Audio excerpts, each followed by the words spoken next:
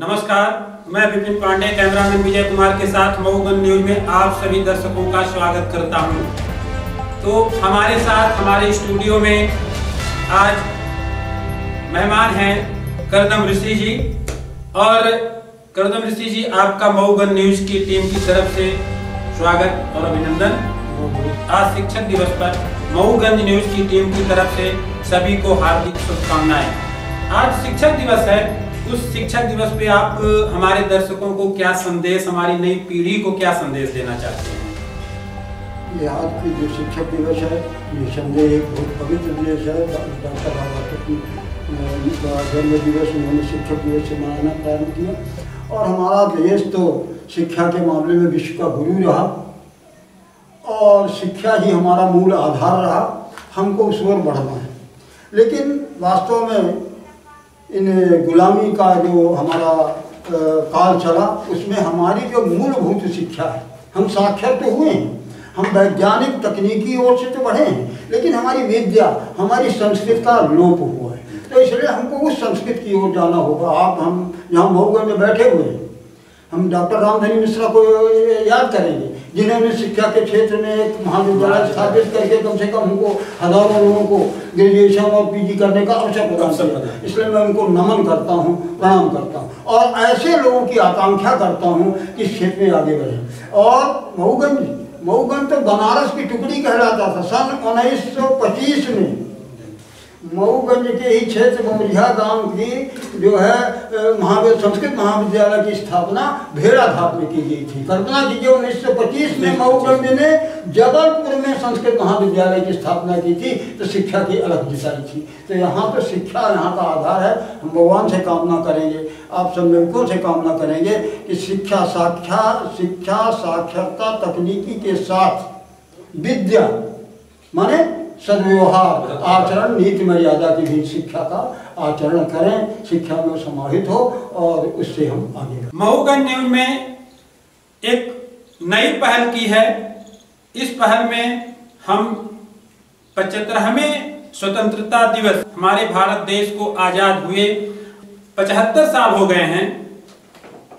इस 75 साल में हमने क्या खोया और क्या पाया और कितना विकास भारत किया, और हम पीछे अगर हम बात करें आजादी के पहले का भारत हमारा कैसा था, यह पूरी जानकारी हम अपने विशिष्ट बुजुर्गों से लेंगे। और हम अभी अपने सभी दर्शकों से कि अभी तक जो हमारे मऊगंज न्यूज चैनल को सब्सक्राइब नहीं किए हैं तो सब्सक्राइब कर लें, साथ में बेल आइकन जरूर प्रेस करें ताकि हम मऊगंज की कोई भी न्यूज अपडेट करें तो उसका नोटिफिकेशन आप सभी को प्राप्त हो सके। तो हम अपने क्षेत्र मऊगंज क्षेत्र के बारे में जानेंगे कि हमारा मऊगंज आजादी के पहले कैसा था, क्योंकि आजाद हुए 75 साल हुए हैं। तो इस 75 साल में क्या विकास हुआ, तो आज हम करदम ऋषि जी से जानेंगे कि हमारा जो मऊगंज क्षेत्र है वह पहले 75 साल बीत चुके हैं, तो 75 साल में कैसा था, हमने क्या खोया और क्या पाया, इसके बारे में हम लेते हैं जानकारी। तो आप हमारे दर्शकों को बताइए कि आज से 75 साल हो गए हमारे भारत देश को आजाद हुए, तो हमारे क्षेत्र में क्या खोया और क्या पाया। देखिए, 75 सालों में हमने पाया साक्षरता हमारी बढ़ी, उत्पादन हमारा बढ़ा, लेकिन जिस गति से हमने सांस्कृतिक मूल्यों का क्षरण किया है, उस तुलना में हमारा विकास कुछ बेईमानी सा लगता है। दूसरा, मऊगंज क्षेत्र पहले आज़ादी के पूर्व बल्कि अधिक विकसित था, अधिक शांत था, अधिक यहाँ जो है प्रभावी लोग थे। लेकिन आज़ादी के बाद ये बिल्कुल सही मामले में कहें कि हम पहले गुलाम हुए ये मऊगंज क्षेत्र रीवा के अधीन हुआ, रीवा राजा ने हमको गुलाम बनाया और आज़ादी के बाद हम राजनीतिक रूप से गुलाम हो गए। हमारे ऊपर रीवा के राजनेताओं ने शासन प्रारंभ किया और यहाँ के भी जो हुए वो जो है जैसे प्रवासी हों, एक दो को छोड़कर डॉक्टर रामधनी मिश्रा और हमारे तिवारी जी, इन लोगों ने यहाँ की जड़ और ज़मीन से तो कुछ प्रयास किया। जिसे शिक्षक दिवस है तो उनको डॉक्टर रामधनी मिश्रा को याद करना बहुत आवश्यक होगा कि उन्होंने शिक्षा के क्षेत्र में हमको महाविद्यालय दिया। हमारे जो है तिवारी जी ने, जगदीश तिवारी जी ने हमको एक बांध दिया अच्छा सा, राघवेंद्र सिंह तिवारी ने एक बांध दिया। बाकी राजनेता जो है हमारे, वो हम कहें कि प्रवासी राजनेता रहे, हम उनकी जड़ और जमीन हमसे नहीं जुड़ी। तो तुलनात्मक रूप से जो मऊगंज क्षेत्र रीवा से आगे था वो बहुत पीछे जा चुका है। कहना तो ये चाहिए कि आज़ादी के बाद अब भी हम राजनीतिक रूप से रीवा के गुलाम हैं और हमारा विकास जिस गति से होना चाहिए था वो नहीं हो पाया। अगर हम पहले की संस्कृति की बात करें कि हमारे पहले जो लोगों की संस्कृति थी और आज की जो नई जनरेशन की संस्कृति है, या तो इसके बारे में क्या आपको ऐसा अंतर लगता है कि हमारी जो पहली जनरेशन की जो संस्कृति थी लोगों के प्रति, पहले और अब में क्या अंतर आपको दिखता है? देखिए, बड़ी सुंदर समावेशी हमारे यहाँ की संस्कृति थी। खासकर इस क्षेत्र में हमारी वघेली भाषा भी थी है, उसमें बड़ी आत्मीयता थी, संस्कारों में आत्मीयता थी। मुझे याद आ रहा है एक बात आज अपनी कि मुझे मेरी दादी ने कहा, एक हमारे यहाँ वो चरवाहा था कि उसको बुला दो। मैंने कहा ए रमदेला रे यहाँ आओ। हमारी दादी ने हमको एक चांटा मारा। हमने कहा कि ये क्यों मार रही हो? तो कहा तुमने रे क्यों कहा? तो हमने कहा तुम तो भी रे कहती हो। तो वो कहती हैं कि तुम हमारे नाती उम्र में छोटे, वो भी नाती उम्र में छोटा, इसलिए हम दोनों को रे कहते हैं। वो तुमसे उम्र में बड़ा है इसलिए रमदेला भैया कह के बुलाना था।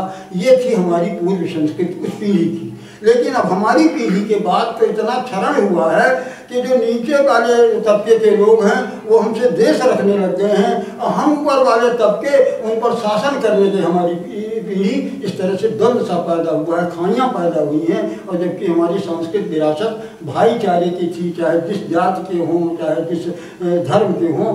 हमारे बगल में मुसलमान रहते थे तो फगुआ में आते थे और हमारे यहाँ उनके ताजिया में लोग शामिल होते थे। लेकिन ये अभाव इधर आज़ादी के 20 वर्षों में बहुत हुआ है और खाई बढ़ रही है। तो ये खाई किस कारण से आई?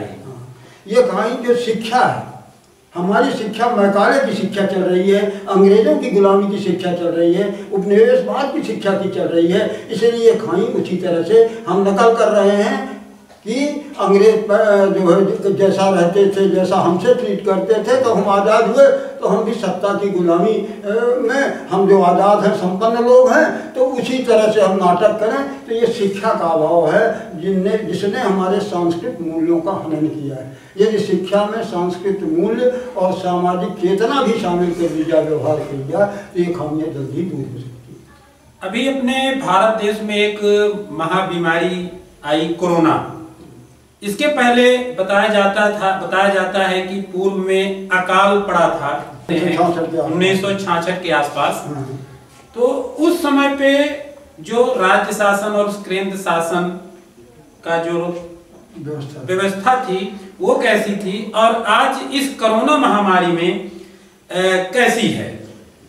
निसंदेह इस समय की व्यवस्था काफ़ी ठीक रही है। उसमें संसाधन की भी कमी थी और प्रशासन की भी पकड़ उतनी नहीं थी। आज टेक्निकल जो डेवलपमेंट हुआ है टेक्नोलॉजी का, उसके कारण कोरोना काल में शासन ने बड़ी उसकी तुलना में बहुत अच्छे ढंग से व्यवस्था की है। लोगों के भूख प्यास, और केवल शासन ने नहीं, सामाजिक संगठनों ने भी मिलकर जो है इस काम को बहुत अच्छे ढंग से बढ़ाया है। अगर हम बात करें अपने मऊगंज क्षेत्र की, तो मऊगंज क्षेत्र का विकास कितना हुआ, और अगर विकास नहीं हुआ है तो इस विकास न होने की वजह क्या है? मऊगंज जिले का, मऊगंज क्षेत्र का विकास जितना होना चाहिए था तो कहना चाहिए कि वो 10% ही हुआ है। उसके न होने का कारण मैंने बीच में पहले भी इशारा किया है और बड़ी खुले दम से मैं कहना चाहता हूँ कि जो यहाँ हम नेतृत्व सौंपते हैं वो नेतृत्व सौंपने वालों की जड़ यहाँ नहीं होती, उनका जमीर यहाँ नहीं होता। यदि हम अपने बीच ही भी पैदा करते हैं लेकिन भेजते हैं तो हम ये नहीं देख पाते कि इनकी जड़ भी है, इनकी चाहत भी है, यहाँ की जमीर से जुड़े नहीं। तो जब तक हमारे यहाँ इस क्षेत्र के नवयुवक और हम लोग ऐसे व्यक्तियों को नेतृत्व नहीं सौंपेंगे जिसकी जड़ और जमीर दोनों मऊगंज से जुड़ी हो, इस क्षेत्र से जुड़ी हो, तब तक जिस विकास की हम कल्पना कर रहे हैं वो नहीं हो पाएगा। क्यों कि वो जो जिन्हें हम चुन देते हैं वो रीवा में जाके वो अपना सारी सुविधाएं और वहाँ रहने लग जाते हैं। तो यहाँ हमारी जो समस्याएं हैं, शिक्षा की हैं, स्वास्थ्य की हैं, उद्योग कायम करने की हैं, ये सब कुछ नहीं हो पाता। तो ये जिसकी जड़ यहाँ होगी, जिसका जमीर यहाँ से जुड़ा होगा, वो यदि हमारा नेतृत्व करता होगा तो हमारा विकास गति से चलेगा। तो सबसे बड़ी बात है हम लोगों को नेतृत्व जिनके हाथों में देना है। तो केवल मेरा ये कहना नहीं है कि यहाँ जो जन्म हो, लेकिन मेरा ये कहना है कि हम ये भी पहचाने कि इसकी जड़ और जमीर यहाँ से जुड़ी है कि नहीं, ये यहाँ से लगाव रखना है कि नहीं। तो यहाँ की मिट्टी से लगाव रखने वाले को हम अपना नेतृत्व सौंपेंगे। आपका कहने का मतलब ये है कि जो मऊगंज से लगाव रखे, ये मायने नहीं रखता है कि कोई वो बाहर से आया है।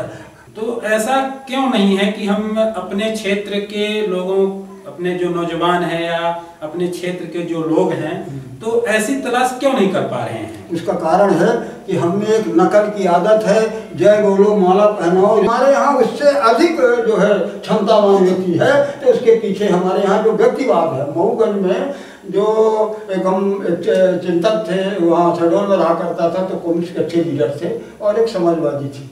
तो वो दोनों कहते थे कि मऊगंज में लोहिया का समाजवाद पहुँच जा रहा है, माने एक दूसरे को कोई सहन नहीं कर सकता। तो यहाँ व्यक्तिवाद, यहाँ प्रतिभाओं की कमी नहीं है, यहाँ संघर्ष करने वालों की कमी नहीं है, लेकिन सामूहिक सोच और समूह में इकट्ठा होकर कोई आगे बढ़ने की कमी है। यदि हम में विकास के मामले में हो, सारे राजनीतिक और वो विचारधारा छोड़कर हम सामूहिक रूप से विकास के लिए दौड़ें, राजनीतिक रूप से भी हम अलग चिंतन करते हुए कि हमारे मऊगंज के लिए कौन उपयुक्त होगा, किसी दल का है, कैसा है, हम यदि ये सोच के साथ अपने नेतृत्व को आगे बढ़ाएं तो मऊगंज का विकास जो है द्रुत गति से बढ़ेगा। हमारे जो मऊगंज के पहले की बात करें तो जो राजा थे वो कौन राजा थे और कहाँ से आए थे, इसके बारे में कुछ हमारे दर्शकों को आप बताएं। मऊगंज के राजा, ये सेंगरों का राज्य है और वास्तव में सेंगरों का राज्य यहीं भर नहीं, यहाँ से आप चले जाइए बिलासपुर तक, और ये श्रृंगी ऋषि थे, यहाँ देवतलाव में उन्हें तप किया था, उनकी से संबद्ध संतान है ये सेंगरों के राज्य। कहीं बाहर से नहीं आए, बल्कि श्रृंगी ऋषि जो उस काल में थे, अपने कहना चाहिए कि राम के काल में, तो उनकी से संयुक्त संतान है, ये ऋषियों की संतान है। और हमारे राजा पूरी तरह से जनक राजा की परंपरा के राजा थे। इनके लिए वो लोग मजाक उड़ाते हैं, कहते हैं मऊ का राजा ऐसा था कि वो सिगटों को वो बांटता था, रजाई बांटता था। इसको वो मूर्खता मानते हैं, लेकिन वो मूर्खता नहीं थी उनकी ये बुद्धिमानी थी कि जो हमारे मंत्री लोग कह रहे हैं, हमने पूछा कि ये क्यों हुआ हल्ला कर रहे हैं, तो कह रहे हैं कि ये इनको ठंड लग रही है इसलिए रजाई बांट दो, तो ये कुछ चाह रहे हैं हमसे कि मिले, और तो इसलिए इनके वो सिगटों के माध्यम से इनको कुछ मिलेगा जानते हुए उन्होंने उसको ही बंटवाया। कभी उन्होंने जो है न कहीं तो आक्रमण किया, युद्ध से हमेशा बाहर रहते रहे। रीमा ने आक्रमण करके, धोखा करके हमको जो है यहाँ के राजा को, वो जो वहाँ यज्ञ कर रहे थे बनारस में, उस समय आक्रमण किया गया। तो भी आक्रमण में वो हमारे यहाँ कई फगुआ बने इसी तरह से, रीमा राजा के लिए क्या ले आए वहाँ से, तोड़वा लाए और ये कर रहा है, मैंने कई बार हारे हैं। तो यहाँ हमारा जो ये क्षेत्र है, मऊ का क्षेत्र, ये यहाँ से लेकर बिलासपुर तक, यहाँ इलाहाबाद तक सेंगरों का राज्य था। समृद्ध काल के से समिटा, लेकिन उसके बाद भी रीवा कभी जीत कर हमको अधीन नहीं कर पाए। बघेल राजा आक्रामक हैं, वो बाद में आए और हमारे मऊ के राजा शांत प्रवृत्ति के राजा थे, जनक प्रवृत्ति के राजा थे। तो यहाँ की व्यवस्था हमारी अधिक उत्तम थी बनस्पति बाहर के राजतंत्र के ज़माने। ये हमारे मऊगंज न्यूज़ की टीम की तरफ से आज शिक्षक दिवस पर आपको सप्रेम भेंट। बहुत बहुत धन्यवाद। यह आपका जो है उपहार हमारे लिए एक जो है प्रेरणा का स्रोत बनेगा और बुढ़ापे में सम्मान का भी